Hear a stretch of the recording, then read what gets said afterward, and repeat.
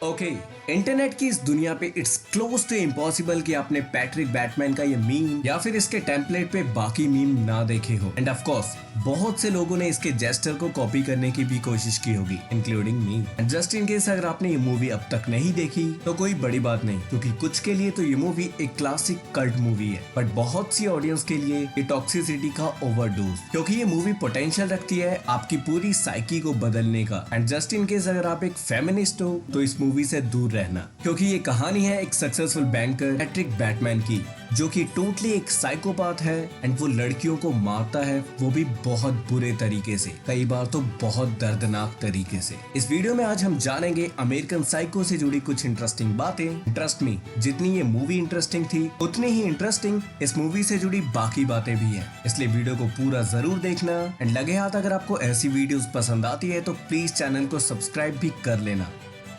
Movie American psycho इसी नाम के एक नोवेल पर बेस्ड है। 1992 में इस बुक को रिलीज होते ही एडवर्ड प्रेसमैन को ये नोवेल इतनी ज्यादा पसंद आई कि बंदे ने लगे हाथ इसके मूवी राइट्स तक खरीद लिए। बट ये आइडिया इतना ज्यादा कन्फ्लिक्टेड था कि कोई भी बड़ा एक्टर या डायरेक्टर इस प्रोजेक्ट के साथ एसोसिएट नहीं होना चाहता था। जहाँ एक बार स्टुअर्ट गॉर्डन ने इस मूवी को डायरेक्ट करने में इंटरेस्ट दिखाया, वो चाहते थे कि ये सारा वायलेंस जो हमने पैट्रिक बैटमैन यानी कि क्रिस्टियन बेल को करते हुए देखा, वो सब कुछ जॉनी डेप करते। But just like any other star, Johnny Depp ने भी इसके साथ एसोसिएट होने से मना कर दिया। स्टुअर्ट को भी उस प्रोजेक्ट से निकाल दिया गया, जिसके बाद इस मूवी को आने में 8 साल लग गए, क्योंकि कई बार एक्टर माने तो डायरेक्टर नहीं और डायरेक्टर माने तो एक्टर नहीं।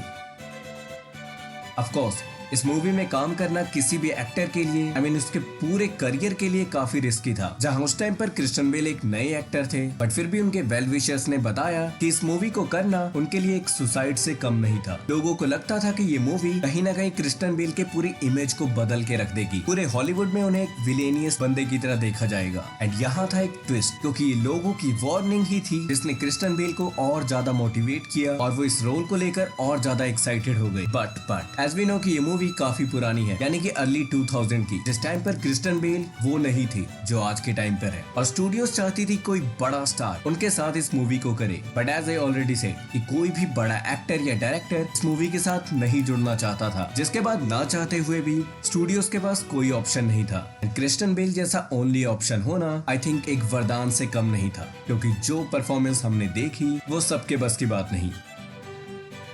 आपने बहुतों के मुंह से सुना होगा कि लियोनार्डो डिकैप्रियो को एज पैट्रिक बैटमैन कास्ट किया गया था। चलिए मैं बताता हूँ इसके पीछे की पूरी कहानी। जहाँ उस टाइम पे लियोनार्डो डिकैप्रियो अपनी टाइटैनिक की सक्सेस के साथ पूरा फेम लूट रहे थे। हर तरफ सिर्फ टाइटैनिक एंड लियोनार्डो डिकैप्रियो की बातें थी। एंड लायंसगेट के एग्जीक्यूटिव्स को लगा कि क्यों ना लियोनार्डो डिकैप्रियो को एज पैट्रिक बैटमैन दिखाया जाए, यानी कि एक पैशनेट लवर से सीधा एक साइकोपाथ किलर। आइडिया काफी क्रिएटिव था, बट यहाँ पे एंट्री मारी मूवी के डायरेक्टर मैरी हैरोन ने, क्योंकि उनको कोई आइडिया ही नहीं था कि इस मूवी की कास्टिंग हो गई है और मूवी में क्रिस्टियन बेल नहीं बल्कि लियोनार्डो डिकैप्रियो को लिया गया। एंड यहाँ से शुरू हुआ एक बहुत ही बड़ा बवाल, जहाँ मैरी हैरोन पूरे तरीके से गुस्से में थे एंड उन्होंने पूरी बोर्ड मीटिंग के सामने एग्जीक्यूटिव्स को बहुत झाड़ा। इन्हें जोश में लियोनार्डो डिकैप्रियो के बारे में भी बहुत कुछ बोल दिया, जैसा कि Leonardo is not a right one for the Patrick Bateman. There is something boyish about him, he is not a credible as one of the Wall Street guys. Leonardo के फैन तो बच्चे हैं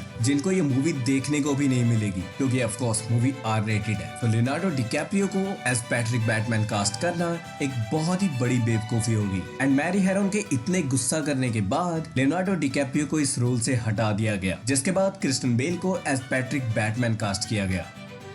एज आई सेड कि movie को बनाने में काफी बवाल हुआ, एंड इसी बवाल का नतीजा था कि मूवी के डायरेक्टर्स ने एग्जीक्यूटिव डायरेक्टर्स ने अपना बर्डन कम करने के लिए मूवी के रिस्क को कम करने के लिए मूवी का बजट जो $25 मिलियन होने वाला था उससे घटाकर $10 मिलियन रख दिया। Yes, you heard it right, $10 million में ऐसी लेजेंडरी कास्ट हमने देखी।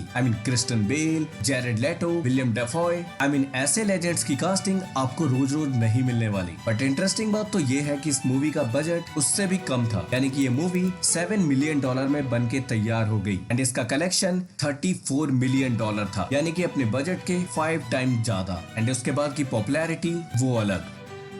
मूवी में हमने जहाँ देखा कि हर बंदा सोफिस्टिकेट और काफी वैल्यूएबल मैनर का है। ऑब्वियसली अमीर और सोफिस्टिकेट होने की निशानी रोलेक्स है एंड इसी कॉम्बिनेशन को डायरेक्टर मूवी में भी दिखाना चाहते थे। बट ऑफ कोर्स इस मूवी के सोर्स में यानी कि अमेरिकन साइको के नॉवल में एक काफी पॉपुलर डायलॉग था, do not touch the Rolex. And ये बात रोलेक्स को बिल्कुल पसंद नहीं थी, जहाँ रोलेक्स ने सीधा सीधा मैरी हेरोन को मना कर दिया कि वो अपनी कोई भी चीज यानी कि अपनी घड़ी इस मूवी में नहीं दिखाना चाहते। जहाँ मैरी हेरोन के बार बार कहने पे रोलेक्स वाले मान तो गई, बट उनकी शर्त थी कि पैट्रिक बैटमैन उस घड़ी को नहीं पहनेंगे और उस मूवी के डायलॉग यानी कि डोंट टच द रोलेक्स से डोंट टच द वॉच हो जाना चाहिए।